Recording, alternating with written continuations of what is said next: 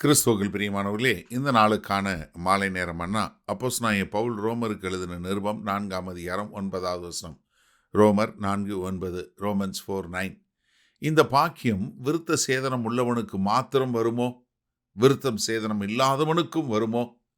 ஆபிரகாமுக்கு விசுவாசம் நீதியாக எண்ணப்பட்டது என்று சொல்லுகிறோமே. என்ன இப்ப மறுபடியும் ஆபிரகாம ஒரு உதாரணமா எடுத்து என்ன சொல்றாரு?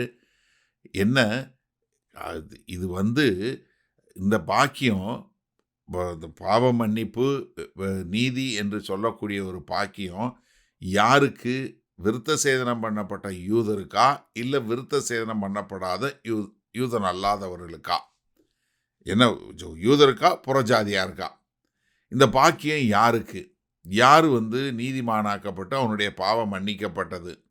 ஒருத்தன் பாவம் மன்னிக்கப்பட்டது, நீதிமானாக்கப்பட்டாங்கிறதுக்கு ஒரு அடையாளம் அவன் விருத்த சேதனம் பண்ணப்பட்டவனா, விருத்த சேதனம் பண்ணப்படாதவனா? இதைத்தான் இங்கே சொல்லும்போது அவன் ஒரு சம்பிரதாய சடங்காச்சாரம் என்று சொல்ல மத சடங்குகள் செய்யக்கூடியவனா, மத சடங்குகளுக்கு அப்பாற்பட்டவனா இருக்கக்கூடியவனா? ஏன்னா நீங்கள் ரோமர் 3வது அதிகாரம் 29, 30வது வசனம் சொல்லும்போது, தேவன் யூதருக்கு மாத்திரமா தேவன்? புறஜாதிகளுக்கும் தேவன் அல்லவா? ஆம், புறஜாதிகளுக்கும் அவர் தேவன்தான். விருத்த சேதனம் உள்ளவர்களை விசுவாசத்தினாலும் விருத்த சேதனம் இல்லாதவர்களை விசுவாசத்தின் மூலமாயும் நீதிமானாக்குகிற தேவன் ஒருவரே. அப்ப என்ன, நீங்க யூதனாய் இருந்தாலும் யூதன் இல்லாதவனாய் இருந்தாலும் யாரு எல்லாரையும் நீதிமானாக்குகிற யாரு? தேவன். கலாத்தியர் 3வது அதிகாரம் 14வது வசனம் சொல்லும்போது, ஆபிரகாமுக்கு உண்டான ஆசீர்வாதம் கிறிஸ்து இயேசுவினால் புறஜாதிகளுக்கு வரும்படியாகவும் ஆவியை குறித்து சொல்லப்பட்ட வாக்குத்தத்தத்தை நாம் விசுவாசத்தினாலே பெறும்படியாகவும் இப்படி ஆயிற்று. அப்ப என்ன, ஒரு விருத்த சேதனம் உள்ளவனாக இருந்தாலும் சரி, விருத்த சேதனம் இல்லாதவனாக இருந்தாலும் சரி, விசுவாசிக்கிறவனுக்கு தான் இந்த பாவ மன்னிப்பும் நீதிமானாகிறதும். அதனால தான் கலாத்தியர் கொலோசையர் 3:11 சொல்லும்போது, யூதனோ கிரேக்கன் என்றும் இல்லை, கிறிஸ்துவுக்குள் எல்லாரும் ஒன்று என்று சொல்லக்கூடிய ஒரு காரியம். இதே ரோமர் 10:12 சொல்றாரு. அப்போ என்னன்னா, முதலாவது ஒரு சம்பிரதாய சடங்காச்சாரம் என்று சொல்லக்கூடிய இந்த விருத்த சேதனம் வருவதற்கு முன்பாகவே ஆபிரகாம் நீதிமானாக்கப்பட்டாரு. அப்போ என்ன, ஒரு சம்பிரதாய சடங்காச்சாரம் என்று சொல்லக்கூடிய ரிச்சுவல் என்று சொல்லக்கூடிய விருத்த சேதனம் என்று சொல்லக்கூடிய ஒரு அடையாளமாக செய்யக்கூடிய ஒரு காரியத்திற்கு முன்பாக விசுவாசம் வந்தது.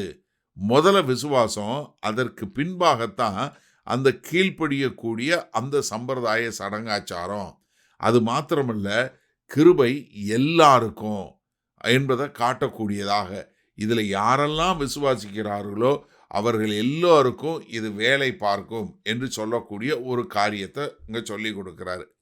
சரி, இந்த நாளில் இந்த வசனத்தை நம்ம எப்படி எடுத்துக்கொள்வது? நம்ம தமிழர்கள், இந்த தமிழ் மொழி பேசக்கூடிய மக்கள், இப்போ நமக்கு விருத்த சேதனம் பண்ணலை. நம்ம யாரும் ஒரு சில நேரத்தில் உங்களுக்கு ஏதாவது ஒரு மெடிக்கல் ப்ராப்ளம் இருந்திருந்தால் அது பண்ணியிருப்பாங்க. இல்லைன்னா நம்ம யூதர்கள் மாதிரி 8ஆம் நாளில் கொண்டு போய் ஆம்பளை பிள்ளையை விருத்த சேதனம் பண்ணுறவங்க நம்ம கிடையாது. ஆனால் யூதர்கள் பண்ணுறாங்க. சரியா? இப்போ அவங்களுக்கும் நமக்கும் என்ன வித்தியாசம்? வெளியரங்கமான வித்தியாசம். சரியா? விருத்த சேதனம் பண்ணப்பட்டிருக்கு, விருத்த சேதனம் பண்ணப்படல. ஆனால் எல்லாரும் ரட்சிக்கப்படுவதற்கு காரணம் என்ன? வெளியரங்கமான அடையாளம் இல்லை, மாறாக நம்முடைய விசுவாசம். இப்போ இதை நம்ம இந்த நவீன காலத்தில் மற்றவர்களோட ஒப்பிட்டு பார்க்கும்போது நீங்கள் என்ன எடுத்துக்கூடாது?